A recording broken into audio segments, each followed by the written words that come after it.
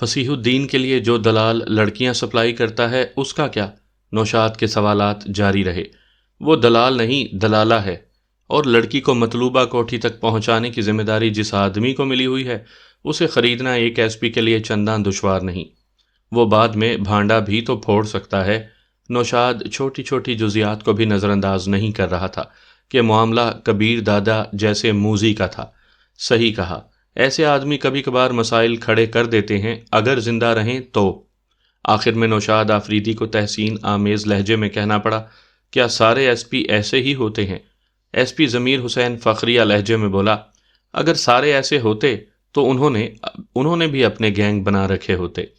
اخلاق حسین نے مزاحیہ انداز میں پوچھا، ویسے تم نے فصیح الدین اور کبیر دادا کے متعلق اتنی معلومات جمع کر رکھی ہے، کیا باقیوں کے بارے بھی اتنے ہی باخبر رہتے ہو؟ ایس پی نے کہا لگایا، اگر باخبر نہ ہوتا تو یہ کیسے معلوم ہوتا کہ تم دونوں کبیر دادا کی رکھیل پر بری طرح فریفتہ ہو؟ وہ دونوں اس کے ساتھ ہی ہنس پڑے۔ مزید کوئی سوال؟ ایس پی کا انداز انہیں تحریک دینے والا تھا، مگر حقیقت یہی تھی کہ انہیں وہ منصوبہ مکمل طور پر قابل عمل لگ رہا تھا۔ دونوں کا سر نفی میں ہل گیا۔ تو اس سینچر کو منصوبے پر عمل کیا جائے گا یا انتظار کرو گے کہ وہ چھمک چھلو کب ہفتے کے دن گھر جاتی ہے؟ اخلاق حسین نے فیصلہ کن لہجے میں کہا، انتظار نام کی چیز ہمارے پاس نہیں ہے۔ نوشاد آفریدی بھی اس سے متفق نظر آ رہا تھا، جبکہ ایس پی یوں بھی کب سے کبیر دادا کی جڑ کاٹنے کے منصوبوں میں جڑا تھا۔ وہ منصوبہ ہر لحاظ سے مکمل تھا۔ ایس پی نے کوئی جزیہ بھی فروگزاشت نہیں ہونے دیا تھا۔ وہ مل کر کارروائی کی ترتیب طے کرتے ہوئے منصوبے کو حتمی شکل دینے لگے۔ سامعین اکرام، آپ سن رہے ہیں ایک دلچسپ اور رومانوی اردو کہانی جس کا نام ہے رکھیل۔ یہ اس سلسلے کی قسط نمبر 15 ہے۔ مجھے امید ہے آپ کو میری یہ کاوش پسند آ رہی ہوگی۔ آپ نے اگر ابھی تک میرا چینل کہانی گھر سبسکرائب نہیں کیا تو ابھی میرے چینل کو سبسکرائب کر کے بیل نوٹیفیکیشن آن کر لیجئے تاکہ آنے والی ہر نئی کہانی کی اطلاع بر وقت آپ تک پہنچ سکے۔ وہ بہت خوبصورت صبح تھی۔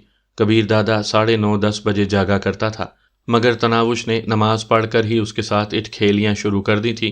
2-3 دفعہ تو اس نے سونے دو یار کہہ کر تناوش کی پیش قدمی اور جارحیت کو روکنا چاہا، مگر پھر ہتھیار ڈال دیے۔ وہ ایک لاڈلی محبوبہ کی طرح اسے چھیڑتی رہی۔ اب کیا مسئلہ ہے؟ تنگ آ کر وہ اس کی جانب کروٹ لے کر پوچھنے لگا۔ کچھ بھی نہیں، بس بور ہو رہی تھی، سوچا تھوڑی باتیں کر لیں۔ تمہیں اچھی طرح معلوم ہے کہ میں اس وقت سوتا ہوں۔ رات آپ کو 10 بجے سلا دیا تھا، میں اس کے بعد بھی کافی دیر جاگتی رہی اور اب بھی آپ سے کافی پہلے جاگی ہوں۔ آپ کی نیند ابھی تک پوری نہیں ہوئی؟ کیونکہ میں نے سارا دن مصروف رہنا ہوتا ہے، جبکہ تم میرے جاتے ہی سو سکتی ہو۔ تناوش نے منہ بسورا۔ ہاں، جیسے آپ کی غیر موجودگی میں مجھے نیند آ جاتی ہے نا؟ کیوں نہیں آتی؟ کبیر دادا بے ساختہ پوچھ بیٹھا۔ پتہ نہیں، وہ شرما گئی تھی۔ جھوٹی، کبیر دادا نے اسے چھیڑا۔ کل جب میں لوٹا تو تم بے خبر سو رہی تھی۔ تناوش کا نکرئی کہا گونجا۔ توبہ ہے، یہ لڑکا بھی کتنی چھوٹی چھوٹی باتیں گنتا ہے۔ پھر وہی بدتمیزی، کبیر دادا نے خفگی ظاہر کی۔ بدتمیزی نہیں کرتی، جو محسوس ہوتا ہے کہہ دیتی ہوں۔ وہ اس کی ناک پکڑ کر مروڑنے لگی۔ کسی دن اتنی مار کھاؤ گی کہ ساری شرارتیں بھول جائیں گی۔ اچھا، کتنی؟ اس نے شوق نظریں گھما کر شرارتی لہجے میں پوچھا۔ وقت آنے پر پتہ چل جائے گا۔ جھوٹا، وہ ہنستے ہوئے اس کے پیٹ میں گدگدی کرنے لگی۔ کبیر دادا بھی بے اختیار ہنس پڑا تھا اور پھر اسے معلوم ہی نہ ہوا کہ اس کھٹی میٹھی نوک جھونک میں گھڑی کی سوئیاں 10 کا ہنسا عبور کر کے آگے بڑھ گئی تھیں۔ تناوش کی باتیں ختم ہونے ہی میں نہیں آ رہی تھیں اور کبیر دادا جیسے خاموش طبع نے بھی جانے اتنی باتیں کیسے کر لی تھیں، اور اب اس کا جی بھی بھرا نہیں تھا۔ کسی کا ساتھ اتنا خوشکن، اتنا لذت بھرا، اتنا پر لطف ہو سکتا تھا، یہ اس نے خواب میں بھی نہیں سوچا تھا۔ خود پر جبر کر کے وہ بولا، اچھا ناشتہ لاؤ نا، پھر جانا بھی ہے۔ آج نہ جائیں نا، تھوڑی دیر اور گپ شپ کر کے اکٹھے باہر جائیں گے، کھانا بھی باہر کھائیں گے، پھر مجھے شاپنگ کے لیے لے جانا۔ مجھے بہت سارا میک اپ کا سامان اور کپڑے خریدنے ہیں تاکہ میں روزانہ سجی سوری آپ کی آمد کا انتظار کیا کروں۔ تم میک اپ کے بغیر ہی ٹھیک لگتی ہو، وہ تنک کر بولی۔ نہیں لگتی ٹھیک، اگر لگتی تو کل وہ پرکٹی کبوتری یہاں نہ آئی ہوتی۔ کبیر دادا ہنسا۔ تو تمہارا خیال ہے وہ اس لیے آئی تھی کہ تم میک اپ نہیں کرتی ہو؟ وہ ہٹ دھرمی سے بولی۔ ہاں، میں آپ کو اچھی لگنا چاہتی ہوں۔ خوبصورت لگنا چاہتی ہوں، اتنی پیاری کہ آپ میرے علاوہ کسی کی طرف دیکھیں بھی نہ۔ ہے نا بے وقوف، پیارا لگنا سجنے سورنے کی مرہون منت تو نہیں ہوتا۔ آپ نے شاپنگ پر لے کر جانا ہے یا نہیں؟ مجھے بہت کام ہے، تم ڈرائیور کو ساتھ لے جا کر شاپنگ کرانا، وہ ہٹ دھرمی سے بولی۔ آپ کے علاوہ کسی کے ساتھ بھی نہیں جا سکتی۔ خیر میں نہیں جا سکتا، حتمی انداز میں کہتے ہوئے وہ بستر چھوڑ کر غسل خانے کی طرف بڑھ گیا۔ ابھی تک اپنی عزت گنوانے کا حوصلہ اس میں نہیں آیا تھا۔ یوں اس کے ساتھ بازار میں پھرنے کی خبر پر پاشا تو آسمان ہی سر پر اٹھا لیتا، باقی آدمیوں کو بھی ہنسنے کا موقع ہاتھ آ جاتا۔ اتنی سوجھ بوجھ بہرحال اس میں موجود تھی، اسی لیے اس نے تناوش کی محبت کے جواب میں اعتراف محبت نہیں کیا تھا کہ پھر اس کی فرمائشیں اور زیادہ بڑھ جانی تھی۔ ذرا سی توجہ دینے ہی پر اس کی جارحیت اور نخرے اتنے بڑھ گئے تھے تو اعتراف محبت کے بعد تو وہ قابو ہی میں نہ آتی۔ وہ جتنی معصوم اور سادہ نظر آتی تھی اتنی تھی نہیں۔ پاشا کے بقول وہ 420 اسے انگلیوں پر نچائے گی، اور اسے یہی محسوس ہو رہا تھا۔ کبیر دادا کی طرف سے ذرا سی ڈھیل ملنے پر وہ اچھی خاصی سر پر سوار ہو گئی تھی۔ یہی وجہ تو تھی کہ اس نے صبح سویرے ہی اسے جگا دیا تھا، اور پھر یوں ہی لیٹے لیٹے دن بھر کا پروگرام بھی ترتیب دے دیا تھا، گویا کبیر دادا فارغ ہی تو بیٹھا تھا۔ کہتے ہیں کہ محبت میں کئی مراحل آتے ہیں، جس میں آخری مرحلہ ہوش و حواس کھو دینے کا ہوتا ہے، اور کبیر دادا فی الحال ہوش و حواس سے بیگانہ ہونے کے مرحلے تک نہیں پہنچا تھا، کیونکہ اپنا اچھا برا ابھی تک اس کی سمجھ میں آ رہا تھا۔ وہ ناراضی بھری نظروں سے اسے جاتا دیکھتی رہی۔ کبیر دادا کے غسل خانے میں گھستے ہی اس نے گہرا سانس لیا اور بیڈ سے اٹھ کر ڈریسنگ روم میں گھس گئی۔ کبیر دادا کے پہننے کے لیے اس نے سوٹ الماری سے نکال کر باہر لٹکایا اور باورچی خانے کی طرف بڑھ گئی۔ کبیر دادا کے تیار ہونے تک وہ ناشتہ لے آئی تھی۔ اسے مسلسل خاموش پا کر کبیر دادا پوچھے بنا نہیں رہ پایا تھا، لگتا ہے ایمونیشن ختم ہو گیا ہے، جو کلاشن کوف کی طرح تڑ تڑ کرتی زبان چپ ہے۔ وہ دکھی لہجے میں بولی، آپ کی شان میں تو فرق آ جائے گا نا مجھے شاپنگ پر لے جاتے ہوئے۔ بالکل، کبیر دادا نے اقرار میں گردن ہلا دی۔ وہ پھر منہ پھلا کر خاموش ہو گئی۔ ناشتے سے فارغ ہو کر وہ اس کی ٹائی باندھنے لگی۔ ایسا کرتے ہوئے نہ تو وہ کبیر دادا سے آنکھیں ملا رہی تھی اور نہ چہرے پر ہنسی ہی کی کوئی رمق موجود تھی۔ اس کا ناراضی سے پھولا ہوا چہرہ دیکھ کر کبیر دادا مسکرانے لگا تھا۔ اچانک اس کے دل میں شدت سے خواہش جاگی کہ اپنے سارے کام ملتوی کر کے تناوش کو شاپنگ پر لے جائے۔ کتنی معصومیت اور چاہت سے کہہ رہی تھی کہ آپ کے لیے سجا سمرا کروں گی۔ یقیناً نگی کی بھرپور سجاوٹ اور میک اپ دیکھ کر اسے بھی اسی کی طرح سجنے کا شوق چرایا تھا۔ اگر سادگی میں اس کا یہ حال ہے تو سجنے سنورنے کے بعد تو کچھ سوچنے کے قابل ہی نہیں چھوڑے گی۔ نہ چاہتے ہوئے بھی وہ اس کے متعلق، اس کی باتوں کے متعلق سوچنے لگا۔ ٹائی باندھ کر وہ حسب معمول منہ ہی منہ میں کچھ بڑبڑا کر اس پر پھونکنے لگی۔ اب جاؤں؟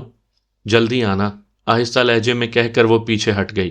اس کا دکھی لہجہ سن کر کبیر دادا کو کچھ ہونے لگا تھا۔ ایک دم اس سے رخ پھیرتے ہوئے وہ لمبے ڈگ بھرتا ہوا باہر کی طرف بڑھ گیا۔ کار میں بیٹھ کر بھی اس نے پیچھے مڑ کر نہیں دیکھا تھا۔ وہ جادوگرنی اس کے اعصاب پر سوار ہونے لگی تھی۔ خفیہ اڈے پر پہنچے اسے تھوڑی ہی دیر ہوئی تھی کہ تناوش کی کال آنے لگی۔ وہ چاہ کر بھی اس کی کال کو نظر انداز نہ کر سکا۔ جی، اس نے لہجے میں بے اعتنائی سمونے کی پوری کوشش کی تھی۔ امی جان کی طبیعت خراب ہے، اگر اجازت ہو تو گھر سے ہو آؤں؟ چلی جاؤ، بلکہ ایسا ہے کہ 1-2 دن ان کے پاس ہی گزار لو۔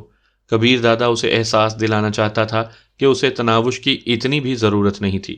وہ فوراً بولی، میں لوٹ آؤں گی نا، ماں جی کی طبیعت اتنی زیادہ بھی خراب نہیں ہے، اور پھر آپ کو بھی تھوڑا مسئلہ بنے گا۔ وہ بے پرواہی سے بولا، مجھے کیا مسئلہ بنے گا، چھوٹا بچہ تو نہیں ہوں، تم سے پہلے بھی تو زندگی گزر رہی تھی۔ اچھا ٹھیک ہے۔ اس کی بے اعتنائی پر وہ جیسے بجھ سی گئی۔ کبیر دادا اس کی جانب سے کسی شوخ اور شرارتی فکرے کی توقع کیے بیٹھا تھا۔ اس کا اداسی بھرا لہجہ اسے دکھی کر گیا تھا۔ وہ بات جاری رکھتے ہوئے بولا، اور ہاں، الماری کی چابی یاد سے تپائی پر رکھ دینا۔ جی نہیں، ایک بوتل نکال کر ریک پر رکھ جاؤں گی، دوسری بوتل کل دوبارہ آ کر نکال کر پھر لوٹ جاؤں گی۔ اس کے لہجے کی شوخی لوٹ آئی تھی۔ اطمینان بھرا گہرا سانس لیتے ہوئے وہ بولا، جانتی ہو میں تمہیں مس مصیبت کیوں کہتا ہوں؟ اس لیے کہ میں ہوں ہی مصیبت۔ اس کے نکرئی کہے نے کبیر دادا کی سماعتوں میں رس گھولا۔ اس کے ہونٹوں پر بھی تبسم نمودار ہوا۔ شکر ہے، تمہیں اتنا تو معلوم ہے۔ وہ ناز سے بولی، نہیں جی، ایسی کوئی بات نہیں، میں بہت پیاری، خوبصورت اور اچھی لڑکی ہوں، اور ایسا ہی سب سمجھتے ہیں۔ ایسا سمجھنے والوں میں کم از کم میں شامل نہیں ہوں۔ وہ فہمائشی لہجے میں بولی، جھوٹ بولنے سے نا اللہ پاک ناراض ہوتے ہیں۔ وہ استہزائیہ لہجے میں بولا، میرے باقی کام تو اللہ میاں کو بہت راضی کرنے والے ہیں نا۔ وہ سرت سے بولی، پریشان کیوں ہوتے ہیں، توبہ کا دروازہ تو ہر وقت کھلا ہے۔ گھر جانے کی اجازت لینے کو فون کیا تھا یا گپے ہانکنے کو؟ خود تو فارغ ہوتی ہو، کسی دوسرے کو کام کرنے دیا کرو۔ فارغ نہیں ہوتی جناب، پڑھائی کر رہی تھی، امتحانات سر پر ہیں۔ جو کرنا ہے کرو لیکن میری جان بخشی کرو۔ نہ چاہتے ہوئے بھی وہ بات کو طول دے رہا تھا۔ تناوش کی باتوں سے نہ جانے کیوں اسے سیری نہیں ہوتی تھی۔ اس کی چند منٹ کی گفتگو نے جیسے اسے تازہ دم کر دیا تھا۔ اچھا ٹھیک ہے، اپنا کام کریں، دن کا کھانا یاد سے کھا لینا اور رات کو جلدی سو جانا۔ ایک بوتل باہر رکھ کر جاؤں گی، اسی پر اکتفا کرنا۔ یہ نہ ہو کہ کل کی طرح 2-3 بوتلیں اور منگوائی ہوں۔ میں راحت خالہ سے پوچھوں گی، اگر ایسا کیا نا تو جتنی بوتلیں منگوائیں گے نا اتنے دن بغیر پیے گزارا کرنا پڑے گا۔ تم نے کچھ زیادہ ہی پرپرزے نکالنے شروع نہیں کر دیے؟ جی نہیں، مجھے تو بس آپ کی صحت کا خیال ہوتا ہے۔ میں خود رکھ سکتا ہوں، تمہیں بڑی اماں بننے کی ضرورت نہیں۔ پتہ ہے جب آپ غصہ کرتے ہیں نا۔ فکرہ ادھورا چھوڑتے ہوئے اس نے زوردار کہا لگایا۔ نہ چاہتے ہوئے بھی کبیر دادا کے چہرے پر مسکراہٹ نمودار ہو گئی تھی۔ اچھا، ماں کے پاس جا رہی ہو، شاید علاج وغیرہ کے لیے پیسوں کی ضرورت پڑ جائے، اس لیے کچھ رقم ساتھ لیتی جانا۔ موبائل فون میں ایزی لوڈ کرانے کے لیے تو 50 روپے ہیں نہیں، آپ سے بات کرنے کے لیے بھی کمپنی سے ادھار لیا ہوا ہے۔ ماں کے پاس کون سے چیک لے جاؤں؟ وہ شرارتی انداز میں ہنسی تھی۔ کبیر دادا کو اس کے لہجے میں طنز، گلے یا استہزاء کی ہلکی سی آمیزش بھی دکھائی نہیں دی تھی۔ اس کے باوجود وہ خفیف ہو گیا تھا۔ خوابگاہ کی دائیں دیوار میں جو شیر کی تصویر لگی ہے اس کے نیچے ایک تجوری موجود ہے جس کے تالے کا نمبر 233002 ہے۔ تجوری کھول کر جتنی رقم چاہے نکال لو۔ اس نے دلچسپی سے پوچھا، مطلب 2 دفعہ 302؟ آپ کی کار کا نمبر بھی یہی ہے نا؟ کبیر دادا کو اس کا مشاہدہ کافی گہرا لگا۔ ہاں، اور اب مجھے کچھ کام کرنے دو، خدا حافظ۔ یہ کہتے ہی اس نے تناوش کا جواب سنے بغیر رابطہ منقطع کر دیا۔ گزشتہ کل وہ کافی ضروری کام نپٹا چکا تھا اور آج اس کا ارادہ جلدی گھر لوٹنے کا تھا، مگر تناوش کے گھر چلے جانے کے بعد اس کا دل ہی نہیں کر رہا تھا گھر لوٹنے کو۔ سپہر کو اس نے پاشا کو کال کر کے اپنے پاس بلا لیا۔ تھوڑی دیر بعد وہ اس کے سامنے بیٹھا ہوا تھا۔ پاشا صاحب، کیا ہو رہا تھا؟ وہی روزمرہ کے کام۔ کبیر دادا نے اشتیاق سے پوچھا، نگی سے ملاقات ہوئی تھی؟ آپ کا کیا خیال ہے، میں اتنا بچا ہوں جو اس کے جھوٹ کا اعتبار کر لوں گا؟ پاشا نے منہ بنایا۔ ویسے بھی مجھے عظیم سے رات 9:15 بجے ہی اطلاع مل گئی تھی کہ نگی واپس چلی گئی ہے۔ کبیر دادا بیزاری سے بولا، یہ الو کے پٹھے میرے ملازم ہیں یا تمہارے؟ ان غریبوں کو اصل بات معلوم ہی نہیں ہے تو کیا رازداری رکھتے؟ کبیر دادا نے کرسی کی پشت سے ٹیک لگاتے کرسی کو عقبی دیوار کی جانب گھمایا اور عقب میں موجود کھڑکی پر دونوں پاؤں رکھتے ہوئے اقرار کیا، پاشا، تناوش کے بارے تمہارا اندازہ ٹھیک تھا۔ پاشا کے چہرے پر حیرانی ابھری۔ کیا کہہ رہے ہیں دادا؟ سچ کہہ رہا ہوں یار، وہ لڑکی بری طرح میرے اعصاب پر سوار ہو چکی ہے۔ اب اس کے بغیر میرا وقت نہیں گزرتا۔ گھر سے نکلتے ہی واپسی کے پل شمار کرنا شروع کر دیتا ہوں۔ پاس ہوتی ہے تو اس کی آواز کے علاوہ کچھ سنائی نہیں دیتا، دور جاتی ہے تو اس کی صورت نظروں میں گھومتی رہتی ہے، ہنستی ہے تو میرا دل کھل اٹھتا ہے، اداس ہو تو بے چین ہو جاتا ہوں۔ اپنے ہاتھوں سے کھانا کھلاتی ہے، میرے جوتے جرابیں وہی اتارتی ہے، ٹائی وہی باندھتی ہے، کیا پہنوں گا یہ وہ طے کرتی ہے۔ گھر سے نکلتے وقت پتہ نہیں کون کون سی دعائیں پڑھ کر مجھ پر پھونکتی رہتی ہے۔ دروازے تک الوداع کرنے آتی ہے، واپسی پر دروازے ہی پر ملتی ہے، اور تم جانتے ہوگے کہ میں رات کو 3-4 بوتلیں شراب کی پی جایا کرتا تھا۔ اب 1 بوتل سے زیادہ پینے نہیں دیتی، کبھی کبھی 1 بوتل بھی پوری نہیں پینے دیتی، اور میں اس کی ہر بات مانتا چلا جاتا ہوں۔ کبھی بیزاری یا غصے کا اظہار کروں بھی صحیح تو وہ میرے غصے کو بالکل خاطر میں نہیں لاتی۔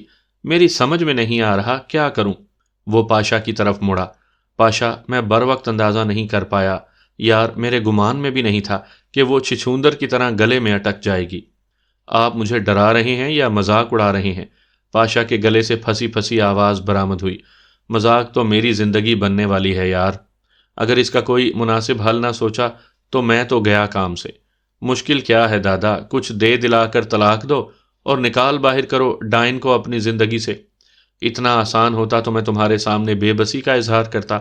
معلوم ہے کل رات نگی کی آمد پر میں نے اسے کہا کہ وہ دوسرے کمرے میں چلی جائے، میں نگی کے ساتھ رات گزاروں گا، یقین مانو وہ بغیر کوئی تکرار کیے دروازے کی جانب چل پڑی، اور دروازے پر رک کر اس نے آنکھوں میں آنسو بھر کر میری جانب دیکھا اور باہر نکل گئی۔ اس کے بعد میرے حواسوں نے کام کرنا چھوڑ دیا، تمام شوق اور دلچسپیاں مجھے بھول گئی تھیں، بس یاد تھا تو اتنا کہ اس کی آنکھوں میں آنسو ہیں۔ میں نے فوراً نگی کو چلتا کیا اور اسے واپس بلا کر گویا یہ اعتراف کر لیا کہ میں اس کے بغیر نہیں رہ سکتا۔ وہ یہ بات اچھی طرح جان چکی ہے، میرے اظہار محبت نہ کرنے کے باوجود اسے معلوم ہو گیا ہے کہ وہ میری کمزوری بن چکی ہے۔ میں آپ کو پہلے سے متنبہ کر چکا تھا دادا۔ پاشا شاکی ہوا۔ نہیں، کبیر دادا نے نفی میں سر ہلایا۔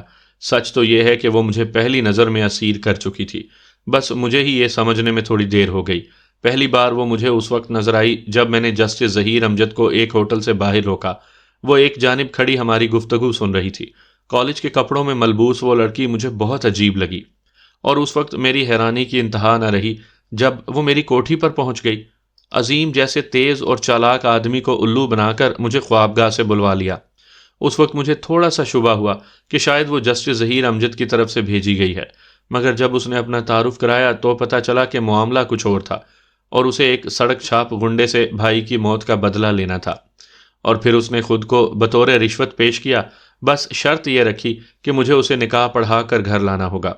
مجھے معلوم نہیں کہ میں کیوں اس کی ساری شرائط مانتا گیا۔ اب معلوم ہو رہا ہے کہ وہ اسی وقت میرے دل میں اتر چکی تھی۔ بظاہر میں ایک خوبصورت اور پرکشش لڑکی کو چند دن اپنے بستر کی زینت بنانے کے لیے گھر لایا تھا، مگر در حقیقت میرے دل نے مجھے دھوکہ دیا، اور اب میں سمجھا ہوں تو کافی دیر ہو چکی ہے۔ دادا، میں جانتا ہوں کہ آپ کے تجربے اور سمجھداری کے سامنے میری حیثیت ایک بچے سے بڑھ کر نہیں، لیکن عورت کے معاملے میں آپ اتنا نہیں جانتے، کیونکہ اس سے پہلے آپ کا واسطہ ہی ایسی لڑکیوں سے نہیں پڑا۔ البتہ میں جانتا ہوں ان عورتوں کی چالوں، ڈھکوسلوں اور مکاریوں کو۔ یہ ڈائن بس اپنا فائدہ دیکھ کر آپ سے چمٹی ہے۔ اس کمینی کا محبت جتانا، چاہت کا اظہار کرنا، خدمتوں سے متاثر کرنا، آپ کی ضروریات کا خیال رکھنا وغیرہ، تمام عیاشی کے زندگی کے حصول کی کوشش ہے۔ میں مانتا ہوں کہ آپ خوبصورت ہیں اور عورت ذات کے لیے کشش رکھتے ہیں، مگر آپ سے آدھی عمر کی ڈائن کا یوں ایک دم آپ کی محبت میں مبتلا ہو جانا، کوئی چال تو ہو سکتی ہے، محبت نہیں ہو سکتی۔ کبیر دادا نے اسے ڈانٹا۔ کتنی بار کہا ہے کہ اس کے لیے یوں گھٹیا الفاظ استعمال مت کیا کرو۔ سوری۔ پاشا کا ندامت ظاہر کرنا بالکل مصنوعی تھا۔ کاش میں تمہارے اندازے کو صحیح مان سکتا۔ کبیر دادا کے لہجے میں شامل بے بسی پاشا کو پریشان کر گئی تھی۔ اس نے پوچھا، اچھا اب آپ کیا چاہتے ہیں؟ اس کو خوش دیکھنا چاہتا ہوں، ہنستا مسکراتا اور کہکے لگاتے دیکھنا چاہتا ہوں۔ دنیا کی تمام نعمتیں اس کے قدموں میں ڈھیر کر دینا چاہتا ہوں، اور وہ جو چاہتی ہے وہی چاہتا ہوں۔ اور پتہ ہے آج میں نے اسے خوابگاہ میں موجود تجوری کا نمبر بھی بتا دیا ہے کہ اسے جتنی رقم چاہیے ہو وہاں سے لے لیا کرے، حالانکہ تجوری کے بارے میں نے آج تک تمہارے علاوہ کسی پر اعتبار نہیں کیا۔ دادا، آپ کو معلوم ہے کہ عورت ذات اپنا مقصد پورا کرنے کے بعد کس طرح مرد کے پاؤں سے زمین کھینچتی ہے؟ اس وقت نہ وہ جینے کے قابل رہتا ہے نہ مرنے۔ اور یاد رکھنا، جلد ہی آپ کی تجوری کو اس نے خالی کر دینا ہے۔ خدا را اس وقت مجھے مورود الزام نہ ٹھہرا دینا کہ پاشا نے آپ کی تجوری خالی کی ہے۔ وہ بالکل بھی ایسی نہیں ہے۔ دھوکہ دینا تو اس معصوم کو آتا ہی نہیں۔ یقیناً میں نے اس کی آنکھوں میں محبت اور چاہت کے علاوہ کچھ نہیں دیکھا۔ اس کی ہر ادا، ہر عمل چیخ چیخ کر اس کے دل میں چھپی محبت کا اعلان کرتا ہے۔ پاشا نے دریافت کیا، اگر وہ ڈائن، میرا مطلب ہے ڈائن بھابھی، خود ہنسی خوشی آپ کو چھوڑ کر چلی جائے؟ اسے خوشمگی نظروں سے گھورتے ہوئے کبیر دادا نے کہا، اگر ایسا ہو جائے تو منہ مانگا انعام دوں گا۔ پاشا نے کہا، یاد رکھنا، مکرنے نہیں دوں گا۔ وعدہ رہا، مگر یہ خیال رہے اسے کوئی نقصان نہیں پہنچنا چاہیے۔ اسے ذرا سی خراش لگنا بھی مجھے گوارا نہیں، مگر مجھے یقین ہے کہ کمینی بھابھی کو آپ کی موت سے بھی کوئی فرق نہیں پڑنے والا۔ الٹا ترکہ ملنے کی خوشی میں ناچتی پھرے گی۔ بس اس کا یہ روپ مجھ پر آشکارا کر دو۔ جتنی رقم خرچ ہوتی ہے پرواہ نہیں، دولت، بنگلہ، کاریں، جو چیز اسے چاہیے دے دو، بس وہ مجھے خود آ کر صرف اتنا کہہ دے کہ وہ طلاق چاہتی ہے۔ اس کی آنکھوں میں موجود ہلکی سی ندامت سے مجھے سکون مل جائے گا۔ اس کے بعد تم اسے کسی دوسرے شہر میں منتقل کرا دینا تاکہ وہ نوشاد آفریدی وغیرہ کی انتقامی کارروائی سے بچ جائے۔ پاشا اطمینان بھرے یقین سے بولا، آپ فکر ہی نہ کریں، بس چند دن دیں، مجھے یقین ہے وہ منت کر کے آپ اپنی جان چھڑائے گی۔ کبیر دادا آنکھیں بند کر کے وہ فکرے تصور کی آنکھ میں لانے لگا جو تناوش نے اسے جان چھڑانے کے ضمن میں بولنے تھے۔ اگر پاشا کے تئیں وہ اتنی ہی چلاک اور مکار تھی تو لازماً اپنے عمل کی توجیہ اس کے پاس موجود ہوتی، مگر کوشش کے باوجود اسے تناوش کے منہ سے ایسا کوئی فکرہ ادا ہوتا دکھائی نہ دیا۔ وہ پہلے کی طرح شوخی اور شرارت بھرے انداز میں اس کا ساتھ مانگنے پر مصر نظر آ رہی تھی۔ اسے خیالوں میں گم پا کر پاشا خاموشی سے اٹھ کر باہر نکل گیا۔ ارے اتنی بیمار تو نہیں تھی کہ تم بھاگی چلی آئیں؟ تناوش کو دیکھتے ہی بشرا کہنے لگی۔ وہ بیچارہ بھی سوچتا ہوگا کہ اس لڑکی کو میکے کے علاوہ کوئی کام نہیں سوجتا۔ اگر بلانا نہیں تھا تو طبیعت کی خرابی کا کیوں بتایا؟ اب اتنی بھولی بن رہی ہیں۔ وہ سرہانے کی جانب بیٹھ کر ماں کا سر دبانے لگی۔ اطلاع دینے کا مطلب بلانا ہوتا ہے، ہاں نا؟ وہ ماں کے ماتھے پر جھک گئی۔ اچھا، آپ نے ان سے پوچھا تھا یا ویسے ہی بھاگی چلی آئیں؟ پہلے دن بغیر بتائے آئی تھی، خفا ہو رہے تھے، اب ضرور پوچھتی ہوں۔ تم پر صحیح روب جمایا ہوا ہے، اس کا مطلب ہے کافی اچھا آدمی ہے۔ وہ بہت اچھے ہیں ماں جی، ابھی پتہ ہے اپنی تجوری کا نمبر بتا کر مجھے کہہ رہے تھے کہ جتنی رقم چاہیے ہو نکال لو۔ تو تمہیں پیسے دینے سے وہ اچھا ہو گیا؟ بشرا نے منہ بنایا۔ شاپنگ کے لیے تو ساتھ لے جا نہیں سکا کبھی۔ ماں جی تنگ نہ کیا کریں۔ نہ مانو؟ بشرا بے پرواہی سے بولی۔ تناوش منہ ٹیڑھا کر کے بولی، ایک جھوٹی تسلی دے نہیں سکتی اور کہتی ہیں ماں نہیں سہیلی ہوں۔ بشرا ہنسی۔ جھوٹ کا فائدہ؟ بس مجھے نہیں اچھا لگتا کہ کوئی ان کے خلاف بات کرے۔ اچھا اب آ گئی ہو تو چائے ہی لے آؤ۔ تناوش سر ہلاتی ہوئی باورچی خانے کی طرف بڑھ گئی۔ ماں کے لیے چائے بنا کر وہ گھر کے کام کرنے لگی۔ بشرا سو گئی تھی۔ گھر کے کاموں سے فارغ ہو کر اس نے سونے کی کوشش کی، مگر نیند اس کی آنکھوں سے کوسوں دور تھی۔ لیٹتے ہی کبیر دادا کا وجیح چہرہ آنکھوں کے سامنے نمودار ہوا اور اس کے ہونٹوں پر مسکراہٹ چھا گئی۔ کبھی تو مانیں گے کہ میں آپ کو اچھی لگتی ہوں۔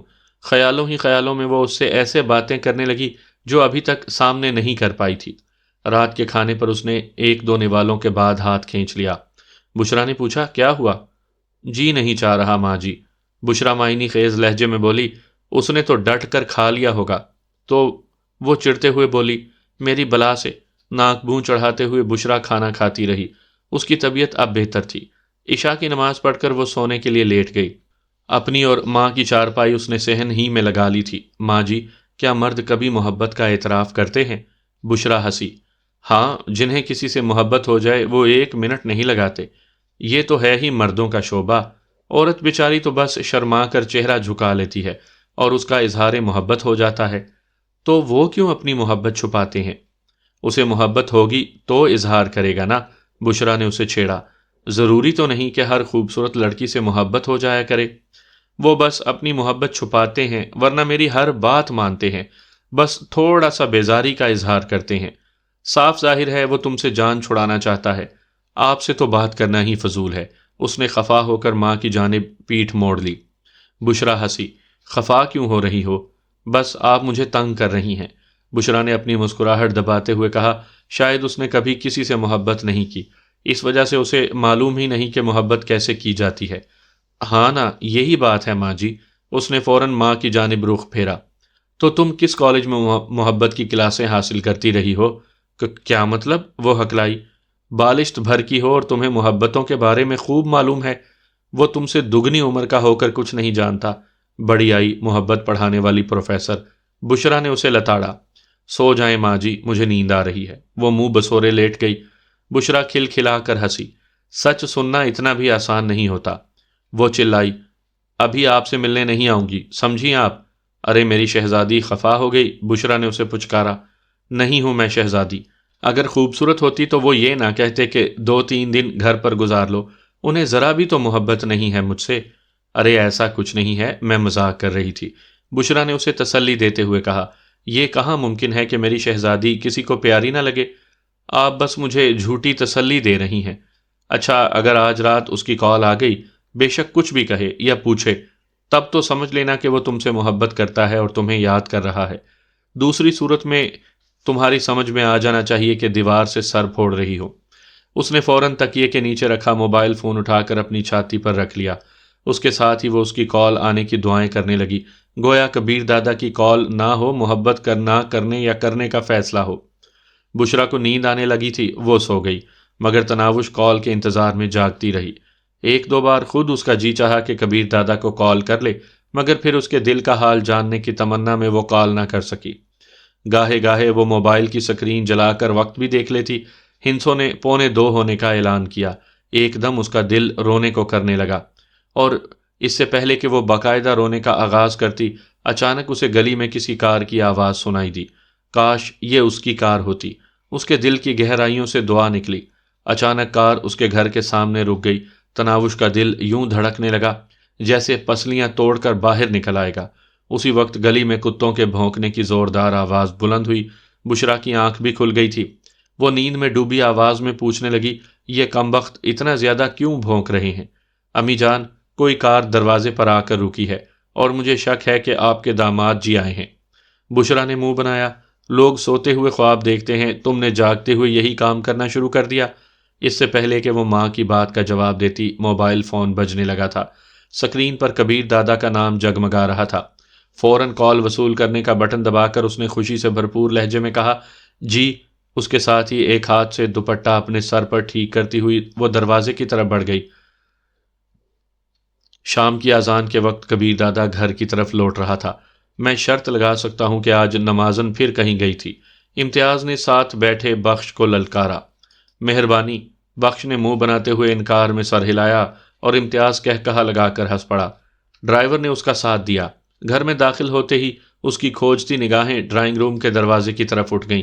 آج چوکھٹ پھر خالی تھی، لیکن گزشتہ کل اسے کم از کم یہ امید تو تھی کہ وہ خوابگاہ میں موجود ہوگی۔ آج تو یہ سہارا بھی چھن گیا تھا۔ صبح ناشتے کے بعد سے اس نے کچھ نہیں کھایا تھا۔ اس کے باوجود اسے بھوک محسوس نہیں ہو رہی تھی۔ پرتعیش سجی سجائی خوابگاہ اسے کاٹ کھانے کو دوڑ رہی تھی۔ صوفے پر بیٹھ کر اس نے ٹائی کی گرہ ڈھیلی کی۔ محبت بھرے انداز میں یہ کام کرنے والی اپنے گھر میں بیٹھی تھی۔ ٹائی اتار کر وہ بوٹوں کے تسمے کھولنے جھکا۔ صبر کرو نا، میں کھولتی ہوں۔ اسے لگا وہ سامنے بیٹھی اسے ڈانٹ رہی ہے۔ بوٹ اتار کر وہ کافی دیر صوفے سے ٹیک لگائے خاموش بیٹھا رہا۔ اسی دوران دستک دے کر راحت خالہ اندر داخل ہوئی۔ صاحب جی، کھانا لگاؤں؟ نہیں، تھوڑی دیر بعد کھاؤں گا۔ وہ سر ہلاتے ہوئے باہر نکل گئی۔ کبیر دادا بھی تھکے تھکے انداز میں کھڑا ہو گیا۔ قمیض کے بٹن کھولتے ہوئے اس کے دماغ میں دوبارہ ایک منظر ابھرا جب تناوش کے بٹن کھولنے پر اس نے کہا تھا، یہ بٹن میں ڈریسنگ روم میں جا کر بھی کھول سکتا ہوں۔ ہاں، مگر اس پر وقت صرف ہوگا، اور جب میرے جیسی پیاری بیوی موجود ہو تو آپ کو یہ سب کرنے کی کیا ضرورت ہے؟ آ جاؤ نا، وقت تو میرا اب بھی ضائع ہو رہا ہے۔ وہ خود کلامی کے انداز میں بڑبڑا کر رہ گیا تھا۔ سوٹ اتار کر اس نے نیچے قالین ہی پر پھینک دیا تھا۔ خود ہی اٹھاؤ گی؟ اس کے دماغ میں ناراضی بھری سوچ ابھری اور ٹریک سوٹ نکال کر پہننے لگا۔ تناوش کی آمد کے بعد سے وہ ایک مرتبہ بھی ورزش نہیں کر سکا تھا، حالانکہ ہفتے میں 2 دن سخت قسم کی مشقیں کیا کرتا تھا۔ اس مقصد کے لیے اس نے گھر کا ایک کمرہ بطور جمنازیم مختص کر رکھا تھا، جہاں ورزش مشینیں اور ڈمبل باربل وغیرہ رکھے تھے۔ ٹریک سوٹ پہن کر اس نے تناوش کے کپڑوں کی الماری کھولی۔ لمحہ بھر اس کے کپڑوں کو دیکھنے کے بعد وہ باہر نکل آیا۔ تھوڑی دیر بعد وہ پنچنگ بیگ پر مکے برساتے ہوئے پسینہ پسینہ ہو رہا تھا۔ گھنٹہ ڈیڑھ جم میں گزار کر وہ باہر نکل آیا۔ پسینہ خشک کر کے اس نے جوس پیا اور غسل خانے میں گھس گیا۔ نہا کر باہر نکلا تو راحت خالہ ایک بار پھر کھانے کا پوچھنے آئی ہوئی تھی۔ راحت خالہ، تم آرام کرو، میں باہر جا کر ہی کھا لوں گا۔ وہ جی صاحب کہہ کر واپس مڑ گئی۔ وہ بھی عظیم کو تیار ہونے کا کہہ کر باہر نکل آیا۔ خوابگاہ کے اندر اسے بالکل آرام نہیں آ رہا تھا۔ رات 12 بجے تک وہ یوں ہی مختلف اڈوں پر جا کر وقت کاٹتا رہا۔ آج باہر بھی وقت نہیں گزر رہا تھا، حالانکہ اس سے پہلے 1-2 بجنے کا پتہ ہی نہیں چلتا تھا۔ اپنی خوابگاہ میں داخل ہو کر وہ ٹی وی دیکھنے لگا۔ صوفے سے ٹیک لگاتے ہوئے اس کی آنکھیں ریک کی جانب اٹھیں۔ اس کے اوپر رکھی بوتل کو دیکھتے ہی اس کے چہرے پر تبسم کھلنے لگا۔ ٹی وی بند کر کے وہ بستر پر لیٹ گیا۔ تیز روشنی بجھا کر اس نے دھیما بلب جلایا اور سونے کی کوشش کرنے لگا۔ دن کو بھی وہ آرام نہیں کر سکا تھا، لیکن نیند اس سے کوسوں دور تھی۔ رہ رہ کر اس کی نظریں تناوش کی خالی پڑی جگہ کی طرف اٹھ جاتی تھی۔ اس کے بغیر ایک ہی رات اس طرح گزر رہی ہے، ہمیشہ کے لیے چلی جائے گی تب کیا ہوگا؟ ایک روح فرسا خیال اس کے دماغ میں پیدا ہوا۔ شاید اس کی اصلیت کھل جانے پر مجھے قرار آ جائے، اس نے خود کو تسلی دی۔ کافی دیر کروٹیں بدلنے کے بعد وہ بھی نیند کی وادی دیوی کو منانے میں کامیاب نہیں ہو سکا تھا۔ تناوش کی معصوم ادائیں، ناز، نخرے، پیش قدمی اور جارحیت اسے بے طرح یاد آ رہی تھی۔ سر کے بال ملائم انگلیوں کے لمس کو ترس رہے تھے۔ میں اس کا عادی نہیں ہوں، اس نے پہلی بار یہی کہہ کر اس کے ہاتھ کو دور دھکیلا تھا۔ کتنے بھول پن سے اس نے کہا تھا، تو عادت ڈال لینا، اور اسے معلوم ہی نہیں ہوا کہ کب وہ عادی ہو گیا۔ جب کافی کوششوں کے بعد بھی نیند نہ آئی تو اچانک اسے خیال آیا کہ کسی اور لڑکی کو بلا کر اسے بھلانے کی کوشش کرے، مگر دل نے واویلا ہی مچا دیا تھا۔ تناوش کے بغیر اسے کوئی قبول نہیں تھی۔ جب نگی جیسی لڑکی اس کے جذبات ابھارنے میں ناکام رہی تھی تو کوئی اور کیا کارنامہ انجام دیتی، اور پھر اس سے رہا نہ گیا۔